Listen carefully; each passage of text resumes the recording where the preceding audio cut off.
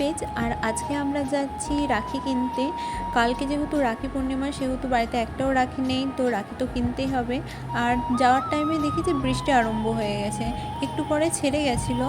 তো তারপর আমরা চলে গেছিলাম রাখি কিনতে। যেতে যেতে রাস্তায় প্রচুর দোকান দেখতে পাই, কিন্তু আমরা গেছিলাম মেন বাজারে। ওখান থেকে আমরা প্রত্যেক বছর রাখি কিনি, কিন্তু গিয়েই দেখি সেখানে আর ওই দোকানটা বসেনি। তো তার পাশে একটা দোকান ছিল, আর সেই দোকানে গিয়ে দেখি প্রচুর নতুন ডিজাইনের ভ্যারাইটিস টাইপের ভ্যারাইটিস কালারের রাখি ছিল। এখানে প্রচুর গোলাপ ফুলের রাখি ছিল, আর মিনিমাম বলতে গেলে অনেকটা কম রেটেই ছিল। তো এখান থেকে কিছু আমরা রাখি নিয়েছিলাম। আর হ্যাঁ, সত্যি কথা বলতে গেলে একটা দোকান থেকে কিছুতেই রাখি কেনা হয় না। আমি তো ঘুরে ঘুরে সব দোকানে রাখি কিনি। তারপরে চলে গেছিলাম আর একটা দোকানে, এখানেও প্রচুর ধরনের রাখি ছিল। এখানে চেন স্টেপ রাখি ছিল, তাছাড়াও বাচ্চাদের প্রচুর নানা খেলনার পুতুলেরও রাখি ছিল।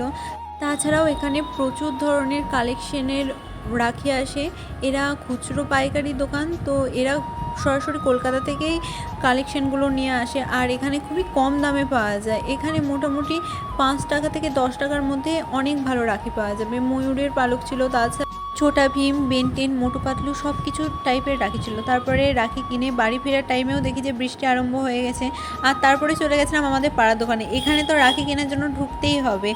এখানে 1 টাকার যে রাখিগুলো সেগুলো এক বান্ডিল কিনেই বাড়ি চলে গেছিলাম। দেখা হচ্ছে নেক্সট পার্টে।